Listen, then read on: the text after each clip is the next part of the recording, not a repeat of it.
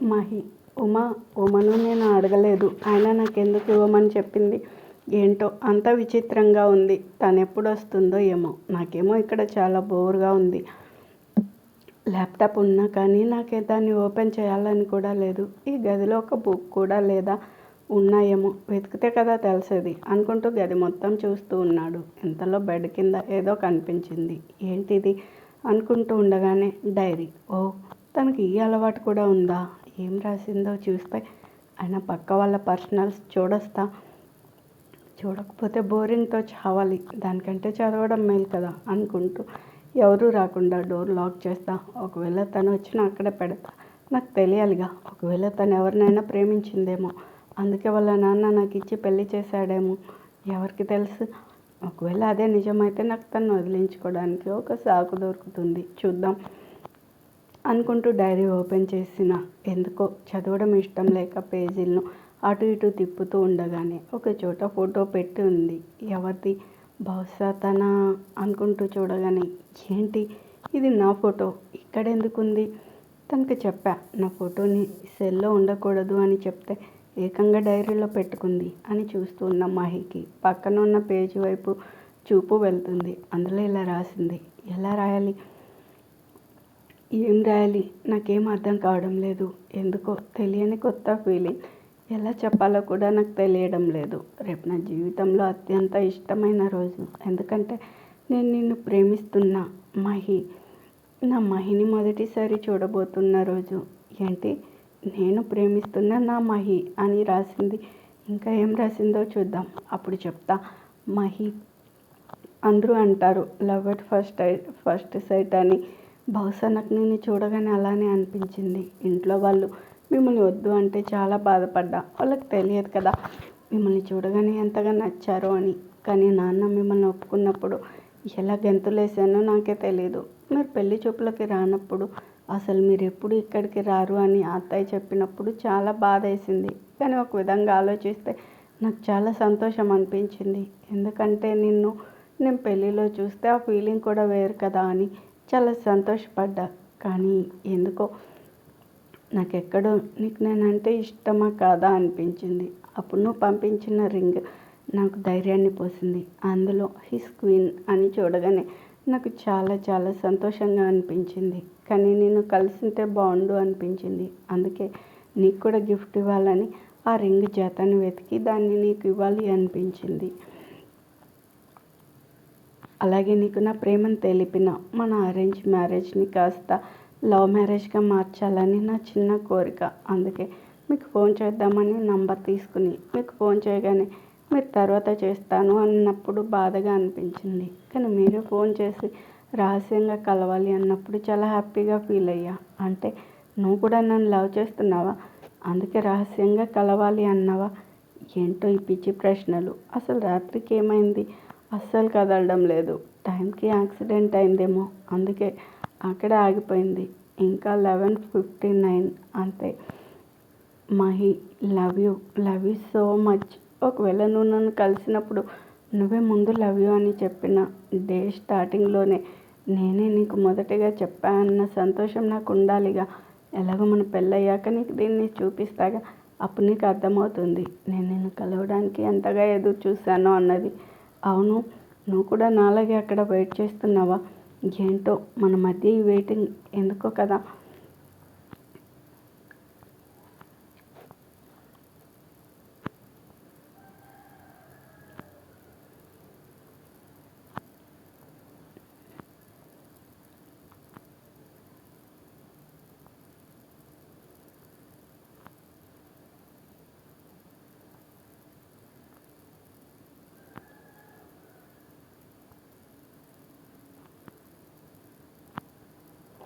ఈ పాట నాకు చాలా ఇష్టం. కానీ ఎందుకో ఇప్పుడు నాకు బాగా అర్థమవుతుంది. అందులో ప్రతి లైను నీ గురించి రాసినట్టుంది కదా. మహి, నువ్వు నిజంగా నాకు ఒక ప్రాణం అయిపోయావు. నువ్వు లేక నేను లేను అనిపిస్తుంది. Love you Mahi, love you so much. ఇంకా చాలు, ఇప్పటికే 12:30 అయింది. మళ్ళీ రేపు నిన్ను కలవాలిగా. అంటే నేను బాగా రెడీ అవ్వాలి. గుడికి వెళ్ళి అర్చన చెప్పించాలి. అందుకే నేను వెళ్తున్నా. రేపు నిన్ను కలిసింది నువ్వు ఎలా ఫీల్ అయ్యావో అన్నది కూడా రేపు వచ్చి ఇందులో రాస్తాలే. Good night Mahi. Have a wife dreams. ఏంటి ఉమ నన్ను ప్రేమించిందా? ఆ రోజు నా కోసం ఇంతలా వెయిట్ చేసిందా? పాపం కదా, నేను ఆ రోజు తనతో అంత రూడ్గా బిహేవ్ చేశానో నాకే తెలీదు. పాపం. చూద్దాం నెక్స్ట్ పేజీలో ఏం రాసిందో అనుకుంటూ ఉండగానే బాబు బాబు అమ్మో ఎవరో వచ్చారు అనుకుంటూ డైరీని బెడ్ కింద పెట్టి వెళ్ళి డోర్ తీశాడు. ఏంటంటే ఉమ వాళ్ళు రావడానికి టైం పడుతుంది, మీకేమన్నా కావాలా అని ఉమ అడగమని చెప్పింది. అయ్యే నాకేమొద్దా ఆంటీ. సరే బాబు, గదిలో ఏం చేస్తారు? అలా హాల్లో కూర్చోండి, మీకు టీ తీసుకొస్తా. సరే. ఉమ నిజంగా నన్ను ప్రేమించిందా? నేను నమ్మలేకపోతున్నా. ఏదో తన డబ్బు కోసమని అనుకున్నా. బాబు టీ తీసుకోండి. ఏంటి బాబు ఆలోచిస్తున్నావు? అబ్బో అదేం లేదా ఆంటీ. ఒకటి చెప్పనా బాబు, ఎప్పుడు నీతో మాట్లాడే అవకాశం దొరకలేదు. చెప్పండి. మా అమ్మ చూడ్డానికి అల్లరి పిల్ల, కానీ తను చాలా మంచి అమ్మాయి. ఎవరిని ఏమీ అనదు, ఎంత బాధ అయినా ఎవరికి చెప్పుకోదు. ఇవన్నీ ఎందుకు చెప్తున్నా అంటే తను ఇక్కడికి వచ్చినప్పటి నుండి ఎందుకో చాలా బాధగా ఉన్నట్టు అనిపించింది. అన్నం కూడా సరిగా తినలేదు. నేను ఎంత అడిగినా చెప్పలేదు. అందుకే మీకైనా చెప్తుందేమో అని చెప్తున్నా ఆంటీ. అది ఇంతలో ఫోన్ రావడంతో బాబు ఒక్క నిమిషం. ఇప్పుడు ఆంటీకి ఏం చెప్పాలి? పెళ్ళిలో తను దొంగతనం చేసిన విషయం చెప్తే ఈవిడ నమ్ముతుందా? డాక్టర్ గారు నాన్నని ఇంటికి తీసుకెళ్ళొచ్చా? కానీ రెస్ట్ బాగా అవసరం, మీరు జాగ్రత్తగా ఉండాలి. సరే డాక్టర్, అంకుల్కి నేను ఫోన్ చేసి మాట్లాడతానులేండి. సరే ఉమా, జాగ్రత్త. చెప్పిందంతా గుర్తుంది కదా? డాక్టర్ గారు బిల్ పే చేసేసాను, ఇక మేము వెళ్తాము. నాన్న మెల్లగా పదండి. రాకి నువ్వు వెళ్ళి కార్ తీసుకుని రాపో. సరే అక్క. నాన్న మెల్లగా కూర్చోండి. రాకి మెల్లగా కూర్చుంటాలే. మరి ఏంటక్క, నువ్వు నాన్నని పేషెంట్ని చేస్తున్నావు. నువ్వు చెప్పే జాగ్రత్తలు ఆయనకి ఇంకా భయంగా ఉంటాయి. అవునవును, ఈ మధ్య నీకు చాలా అల్లరి పెరిగింది రాకి. ఏదో అలా అంతా అక్కగారి దయ. ముందు చూసి డ్రైవ్ చేయి మెల్లగా. సరే కానీ నాకు చాలా బోరింగ్, అందుకే ఎఫ్ఎం ఆన్ చేస్తా, పాటలు వినొచ్చు. ఏంటి రాకి, నాన్నకు బాగాలేదంటే నువ్వు పాటలు అంటున్నావు? అబ్బా నాన్న బాగానే ఉన్నారు చూడు, నువ్వు ఎలా నవ్వుతున్నారో. ఏంటి నాన్న మీరు కూడా? వినని ఉమ్మా, నువ్వు పెట్టు రాకి. అబ్బో ఏం సాంగో. మరి ఈ మధ్య అమ్మాయిలకు చాలా ధైర్యం ఎక్కువైంది.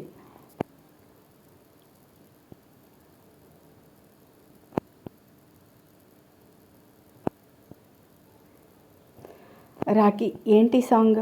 ఎందుకు కాఫ్ చేసావు? బాగుంది కదా రిలిక్స్. నోరు మూసుకొని డ్రైవ్ చేయి. నీకు ఈ మధ్య చాలా ఎక్కువైంది.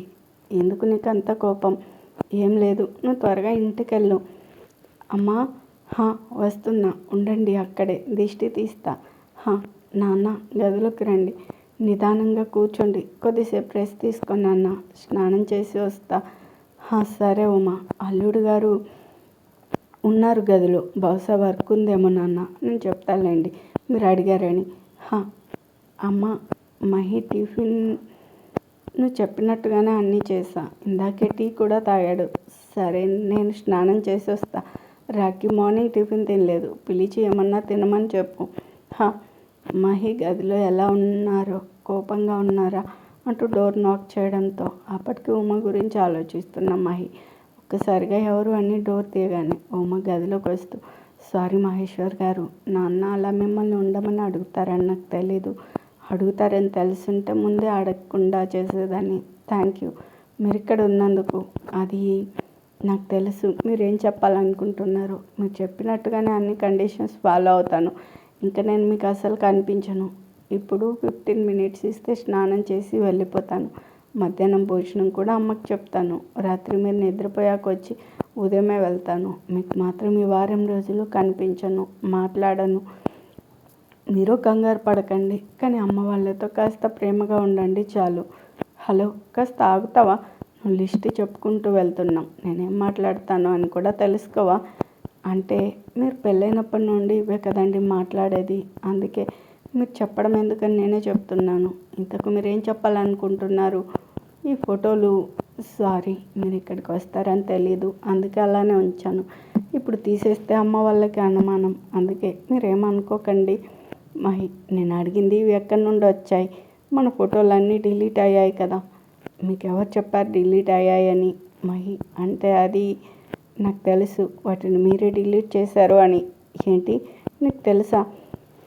మీరు ఏ ఉద్దేశంతో చేశారో కూడా నాకు తెలుసు. చూడండి, ఇప్పుడు ఎప్పుడు నా వల్ల మీకు ఎలాంటి ప్రాబ్లం రాదు. ఇంకా ఈ ఫొటోస్ మీకు ఒక చేదు జ్ఞాపకం అయి ఉండొచ్చు, కానీ నాకు మాత్రం ఒక తీయని జ్ఞాపకం.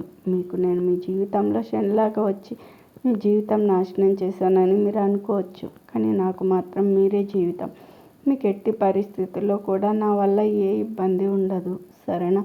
వాటి గురించి మీరేం ఆలోచించకండి. మీరు కాస్త జరిగితే కబోర్డ్లో నా చీరలు, ఈ పక్కనున్నవి మీకోసం నేను తీసుకున్నవి, మీరు వాడుకోవచ్చు.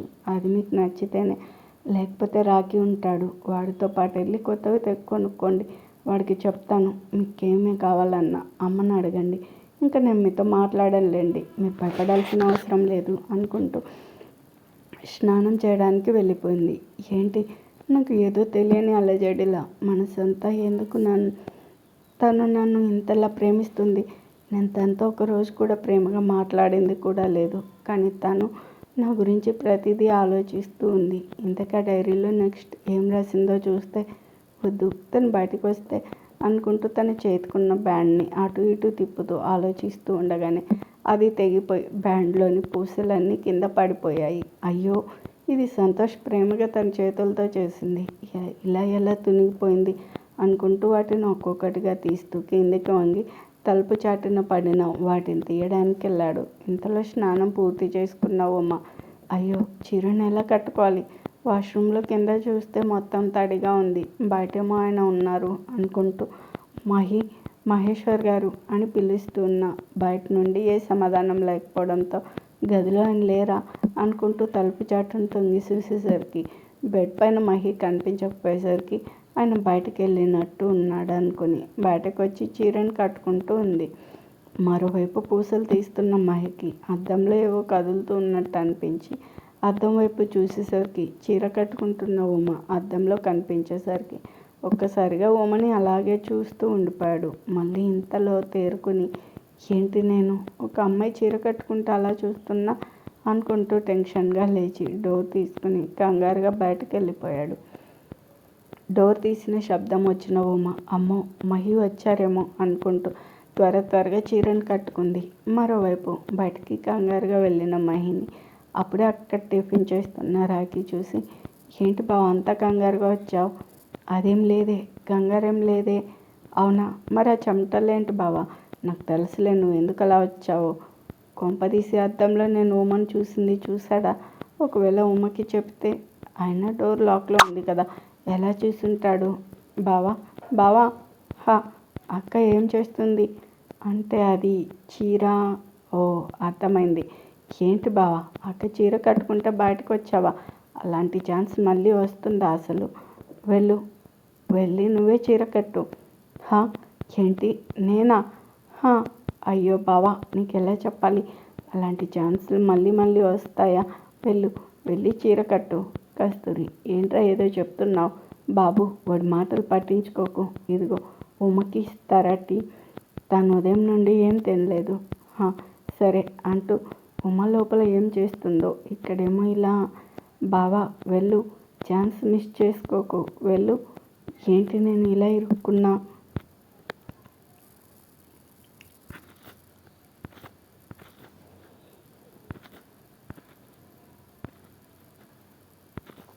కస్తూరి, బాబు ఏంటి ఆలోచిస్తున్నావు? ఏం లేదాంటీ అనుకుంటూ మొహమాటంగా డోర్ నాక్ చేయగానే జడ వేసుకుంటున్న ఉమ, రండి మహి అనగానే లోపలికి వెళ్ళి, ఇదిగో టీ తీసుకో. ఏంటి, అమ్మ మీకు ఇచ్చిందా? సారీ, ఏమనుకోకండి, తనకి తెలీదు. అమ్మకి నేను చెప్తాలేండి, మళ్ళీ ఇలా చేయొద్దండి. అది సరే కానీ ఒకటి చెప్పు. ఏంటండి, అసలు ఈ రాఖీ ఎవరు? అమ్మ చెప్పింది నువ్వు ఒక్కదానివే అని, కానీ ఆ రాఖీ ఎవరు? ఇక్కడే ఉన్నాడు, అన్ని పనులు చేస్తున్నాడు, ఒక ఫ్యామిలీ మెంబర్గా.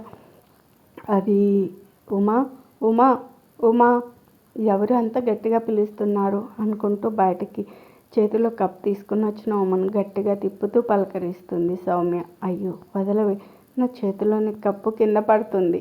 అవునా సరే, అది అక్కడ పెట్టుకొని నువ్వేంటి అప్పలమ్మలా చీర కట్టావు? ఓ మీ విలన్కి ఇష్టమని కదా. రాఖీ, విలన్ ఎవరక్క? నీకు తెలీదా? విలన్ అంటే ఉమా పతిదేవుడు. రాఖీ, ఏంటి బావన్ నువ్వు విలన్ అంటున్నావా? అయ్యో అక్క, ఆయన విలన్ కాదు, బుద్ధావతారం.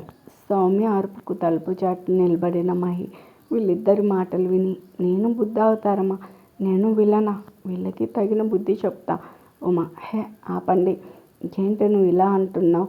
ఇంకా రాఖీ, నువ్వు ఒకవేళ ఆయన వింటే ఏమనుకుంటాడు? సౌమ్య, విలన్ ఎక్కడ వింటాడు లేవే, ఎక్కడో ఉంటే. రాఖీ, అయ్యో అక్క, నీకు తెలీదా? బావ గదిలో ఉన్నాడు. సౌమ్య, ఏంటి గదిలో ఉన్నాడా అనే అనుమానంతో ఉమా వైపు చూసింది. అవునక్క, బావ వచ్చాడు కదా, అక్క నీకు చెప్పలేదా? సౌమ్య, లేదే. ఉమా, అసలు ఏం జరిగింది? నాకేం అర్థం కావడం లేదు. నువ్వు నాకు ఫోన్ చేసి. సౌమ్య, నువ్వు ఇలా రా. సౌమ్య, ఎక్కడికి? ముందు రావే. మహి, తను ఎక్కడికి తీసుకెళ్తుంది? ఒకవేళ మా కండిషన్స్ గురించి చెప్తుందా? వెళ్ళి వాళ్ళు ఏం మాట్లాడుకుంటున్నారో వింటే అర్థమవుతుందిగా. కానీ ఎలా వెళ్ళాలి? బయట రాఖీ రాబందులా ఉన్నాడుగా. వెళ్ళగానే కోడి పిల్లలా నన్ను పట్టుకుంటాడు. ఎలా వెళ్ళాలి? ఫోన్ మాట్లాడుతున్నట్టు. హలో హలో, వినిపించలేదా? హలో హలో, ఏంటి బావా వినపడలేదా? మీకెక్కడ వినపడుతుందిలే, అసలే బుద్ధావతారం కదా. వెళ్ళండి, అక్క అటువైపు వెళ్ళింది, అందుకేగా మీరు బయటకు వచ్చారు. మహి కోపంగా, చూడు నేను మీ అక్క కోసం అని నీకు చెప్పానా? అబ్బో, కోపం కూడానా? ఫోన్ రాకుండానే ఫోన్లో మాట్లాడుతుంటే అది ఫోన్ని తలకిందులుగా పట్టుకొని అందుకు అడిగా. వెళ్ళండి వెళ్ళండి. మహి, వీడికి దొరకకూడదు అనుకున్నా, ఏదో ఒకలా దొరికిపోతున్నా అనుకుంటూ ఉమా వెళ్ళిన సైడ్కి వెళ్ళి వాళ్ళని ఎత్తుకుతూ ఉంటే ఇంతలోనే ఏవో మాటలు వినపడిన సైడ్ వెళ్ళి ఒక పక్కన నిలబడి వాళ్ళ మాటలను వింటూ ఉన్నాడు సౌమ్య. ఏంటి ఉమా నువ్వు ఇలా సైలెంట్గా ఉంటే నాకు ఎలా తెలుస్తుంది? ఇప్పుడు చెప్తే కదా తెలిసేది. అసలు మహి ఎందుకు వచ్చాడు? అసలు ఏం జరిగింది? ఉమా అటువైపు ఉండి ఏం తెలుస్తుంది? ఉమా సౌమ్య అలా అడిగేసరికి ఒక్కసారిగా తనలో ఉన్న బాధనంతా కళ్ళలోకి తెచ్చుకుని సౌమ్యని గట్టిగా హత్తుకుని ఏడుస్తూ ఉండిపోయింది. సౌమ్య ఉమని ఓదారుస్తూ తన భుజంని నిమురుతూ, ఏమైంది ఉమా? అసలు ఎందుకే నీకు ఎన్ని బాధలు? అయినా మహి ఇక్కడికి ఎందుకు వచ్చాడు? ఉమా, సౌమ్య, ఆ రోజు నీతో ఫోన్లో మాట్లాడేది నాన్న విన్నాడు. పాపం నాన్న ఒక్కసారిగా మహి నన్ను కొట్టడం, నాకు విడాకులు, ఇవన్నీ వినేసరికి ఆయన తట్టుకోలేక హార్ట్ అటాక్ వచ్చింది. అంతా నా వల్లనే. సౌమ్య, ఏంటి అంకుల్కి హార్ట్ అటాక్ వచ్చిందా? అవును సౌమ్య, మరి అంకుల్ నిన్ను అడగలేదా అంతా నిజమేనా అని? అడిగారు, కానీ ఆయన కండిషన్ వల్ల నేను కాదు, నా ఫ్రెండ్ అని అబద్ధం చెప్పా. కానీ తనకు అనుమానం పోలేదు, అందుకే మహిని ఇక్కడికి రమ్మని చెప్పాడు. ఆ అనుమానంతోనే మహిని వారం రోజులు ఉండమని చెప్పాడు. సౌమ్య, అవునా?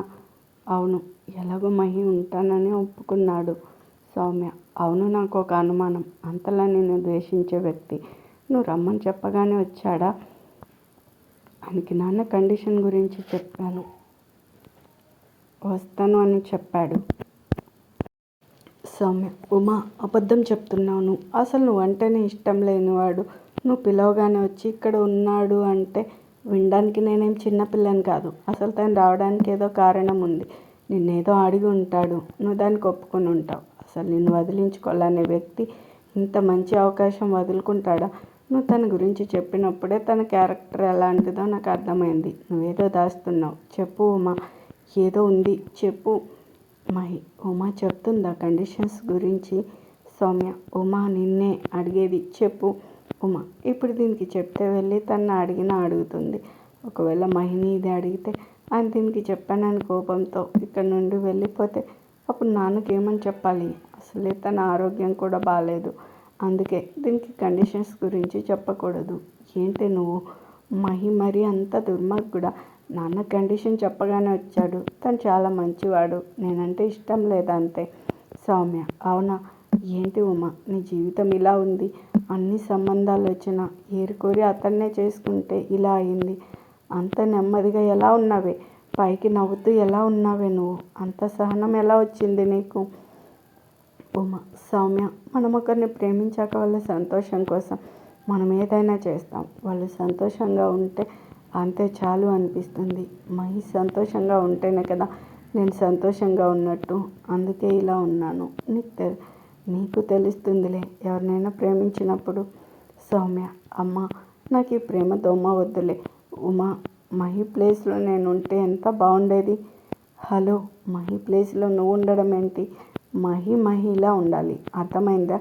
సౌమ్య, సౌమ్య, అమ్మ నాన్న వాళ్ళకి అనుమానం వచ్చి నిన్ను అడిగినా సౌమ్య చెప్పను, సరేనా?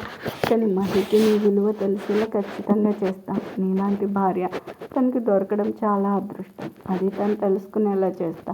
నీ జీవితంలో సంతోషాలు, నీ మొహంలో మళ్ళీ ఆ పాత నవ్వుని చూస్తా. ఇది నీకు ఒక ఫ్రెండ్గా నేను ఇవ్వబోతున్న గిఫ్ట్. ఏంటి ఆలోచిస్తున్నావు? సౌమ్య, అదా, నువ్వు నన్ను ఇప్పటి వరకు ఏమన్నా తింటావా అని అడిగావా లేదా అని. ఓ సారీ, ఏం తింటావే చెప్పు. సౌమ్య, మీ ఆయన బుర్రని. ఏంటి? సౌమ్య, మీ మహిని నాకు పరిచయం చేస్తావా లేదా నువ్వు? చేస్తా పద. మహి, అమ్మ వీళ్ళు వచ్చేస్తున్నారు అనుకుంటూ ఫాస్ట్గా వెళ్తూ ఉంటాయి. అక్కడ ఫోన్లో గేమ్ ఆడుతూ ఉన్న రాఖీ, బావ ఏంటి అలా వస్తున్నావు? కొంపదీసి కుక్కలు ఎంట పడ్డాయా ఏంటి? మహి కోపంగా, కుక్కలు కాదు రాబందులు. ఏంటి బావా కోపమా? మహి, నీ పని తర్వాత చెప్తా, వాళ్ళు వస్తే అనుకుంటూ గదిలోకి వెళ్ళాడు.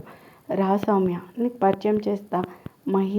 మహి వచ్చినట్టున్నారు అనుకుంటూ డోర్ ఓపెన్ చేయగానే మహి తన నా ఫ్రెండ్ అనుకుంటూ లోపలికి వెళ్ళి, మహి మీకు చెప్తూ ఉంటానుగా. సౌమ్య, ఓ నమస్తే అండి. సౌమ్య, నమస్కారం. ఉమా, నువ్వు వెళ్ళి నా కోసం పాయసం చేయవా ప్లీజ్? చాలా రోజులైంది నీ చేతి వంట తిని. పదవి ఇద్దరం చేద్దాం. సౌమ్య, అంటే మహి నాకు అన్నలాగా కదా, తనతో కొద్దిసేపు మాట్లాడతా. సౌమ్య, నువ్వు వెళ్ళు మా, నువ్వు అనుకున్నట్టు ఏం మాట్లాడాను, నువ్వు వెళ్ళు. మహి, నాతో ఏం మాట్లాడాలి? అసలు తనకు నాకు పరిచయమే లేదు. సౌమ్య, పరిచయం చేసుకుంటే పరిచయం అవుతారులేండి. రండి మహి, కూర్చొని మాట్లాడుకుందాం. మహి, వామ్మో. సౌమ్య, మహి, మీరు ఉమకి భర్త అంటే నాకు బ్రదర్ లాగా, అందుకే అన్నయ్యలాగా అనుకుంటాం మిమ్మల్ని. పర్వాలేదులేండి, మీరు ఎలా అనుకుంటే అలా. నాకు కూడా చెల్లెళ్ళు లేరు. సౌమ్య, చాలా థ్యాంక్స్ అన్నయ్య. అన్నయ్య అనడం కంటే మహి అంటే చాలా బాగుంది కదా. అలాగే పిలువు. సౌమ్య, కానీ మీలో నాకు నచ్చని ఒకటి ఉంది. మహి, ఏంటి? సౌమ్య, సారీ, నాకు మొహం మీద మాట్లాడడం అలవాటు. అందుకే నేను చాలా రోజుల నుండి మీతో మాట్లాడదాం అనుకుంటున్నా. అందుకే ఇప్పుడు మాట్లాడుతున్నా. మీరు ప్రేమించిన అమ్మాయి కోసం మిమ్మల్ని నమ్మి, మిమ్మల్ని ప్రేమించి మీతో 7 అడుగులు వేసిన అమ్మాయి జీవితాన్ని నాశనం చేయాలనుకోవడం నాకు నచ్చలేదు. మహి, ఏదో చెల్లెలు అన్నా అని నా పర్సనల్లో. సౌమ్య, ఏంటి నీ పర్సనల్ మహి? ఇది నా ఫ్రెండ్ జీవితం, అంటే నాకు కూడా మాట్లాడే హక్కు ఉంటుంది. అన్నట్టు ఏ భర్త అయినా తన భార్యని సర్ప్రైజ్ చేయాలనుకుంటారు, కానీ మీరేమో తనకి మంచి సర్ప్రైజ్ ఇచ్చారు. అది ఏ భర్త తనకి ఇవ్వని పెద్ద సర్ప్రైజ్ ఇచ్చారు. విడాకుల విషయం చెప్పి. మహి, మీకు తెలీదు అది మిమ్మల్ని ఎంత ప్రేమించిందో అని. కనీసం మీరు తనకి దేనిలోనూ సరిపోరు అని తెలిసి కూడా మిమ్మల్ని అది పెళ్లి చేసుకుంది. కానీ మీరు తనకి బాధ తప్ప ఏమిచ్చారు? పాపం బయటకు అలా కనిపిస్తున్నా లోపల అది ఎప్పుడో చచ్చిపోయింది. తను ఎంత బాధపడుతుందో మీకు తెలియదు మహి. దానికి ప్రేమించడం ఒకటే తెలుసు, అందుకు అది అలా బాధపడుతూ ఉంది. మీకు తెలియదు అనుకుంటా. తనకి ముందే చెప్పాను నేను. సౌమ్య, అవును చెప్పారు, కానీ ఒక అబ్బాయే తన తల్లిదండ్రులకు చెప్పి పెళ్ళి ఆపలేనివాడు ఒక అమ్మాయి ఎలా ఆపుతుందనుకున్నారు? కనీసం ఆలోచించారా? అసలు మీరు ముందు చెప్పినంత మాత్రాన మీరే ఉత్తముడు మంచివాడు అయిపోరు కదా. మహి, చూడండి. సౌమ్య, మహి, నేను మీతో పోట్లాడడానికి రాలేదు, మీరు ఇలా చేశారని అడగడానికి కూడా రాలేదు. మహి, ఒకసారి మీరు అన్నీ పక్కన పెట్టి ఇక్కడ ఉన్న రోజులైనా ఉమని మీ భార్యగా కాకుండా ఒక ఫ్రెండ్లా చూడండి. అప్పుడు తెలుస్తుంది మీకు తను ఎలాంటిదో, తనకు మీరంటే ఎంత ఇష్టమో. అప్పుడు మీకు అర్థమవుతుంది. ఉమ, సౌమ్య, పాయసం రెడీ, తొందరగా రా. మహి, సౌమ్య, మహి నేను చెప్పినట్టు మీరు తను ఒక ఫ్రెండ్లా చూడండి ప్లీజ్. మీకే అర్థమవుతుంది తను ఎలాంటిదో అని. పెళ్ళికి ముందు అందరికీ ప్రేమలు ఉంటాయి, కానీ పెళ్ళి తర్వాత మాత్రం అవి అలానే ఉండాలి. అంటే మాత్రం కొన్ని జీవితాలు నాశనం అవుతాయి, ఇంకా కుటుంబాలలో సంతోషాలు కరువవుతాయి. మీరే నేను చెప్పిన దాని గురించి ఇంకోసారి ఆలోచించండి. పదండి, ఉమ పిలుస్తుంది. ఉమ, అమ్మో ఏంటి ఆయన వస్తున్నారు? సౌమ్య, ఏంటి అలా చూస్తున్నావు? మహి, నాకు ఇప్పుడు అన్నయ్య అర్థమైందా? అందుకే భోజనం అందరం కలిసి చేద్దాం. ఉమ, ముందు అన్నం తినండి, తర్వాత పాయసం. సౌమ్య, ఈ రాఖీ ఎక్కడికి వెళ్ళాడు? నేను చూసి వస్తా. సౌమ్య, సరే. మహి, చూడండి నేను చెప్పిన విధంగా ఉండండి, అప్పుడు మీకు అర్థమవుతుంది. అమ్మ, నువ్వు వెళ్ళి వడ్డించు, నాన్నకు నేను టాబ్లెట్స్ ఇవ్వాలి. అదేంటి అల్లుడి గారికి ఇది వడ్డించకుండా? సౌమ్య, ఆంటీ మీరెందుకు వచ్చారు? ఉమ ఉందిగా. అది కాక అది నేను కలిసి తిని ఎన్ని రోజులైందో, పైగా మహి కూడా ఉన్నాడు. ఏమో అంకుల్కి టాబ్లెట్స్ ఇవ్వాలి అని నన్ను పంపించింది. సౌమ్య, అవునా అక్క, ఏమైంది? ఉమకి ఎప్పుడు ఇలా చేయలేదు. మీరు తినండి, వస్తుందిలే. ఆంటీ మీకు ఆ విషయం తెలుసా? మహి ఆలోచనలో పడ్డాడు. అంటే ఉమను ఫ్రెండ్లా చూసి తనతో మాట్లాడితే మహికి అర్థమవుతుంది ఉమ ఎలాంటిదని. ఈ 6 రోజుల్లో మహికి ఉమపై ఉన్న నెగిటివ్ మొత్తం పోయేలా చేస్తే ఖచ్చితంగా మహి మరి ఉమని యాక్సెప్ట్ చేస్తాడు. అంటే నేను ఈ 6 రోజులు ఇక్కడే ఉండి వాళ్ళని దగ్గర చేయాలి. ఇలా చేస్తే మహి మారే అవకాశం ఉంది. దేవుడా ప్లీజ్, నేను చేసే ప్రయత్నం నెరవేరి మహికి ఉమపై ప్రేమ కలిగేలా చేసి ఉమ సంతోషంగా ఉండేలా చూడు తండ్రి. ఏంటి సౌమ్య, తిను, ఏం ఆలోచిస్తున్నావు? ఉమ వస్తుందిలే. అలాగే ఆంటీ, నేను చేస్తా.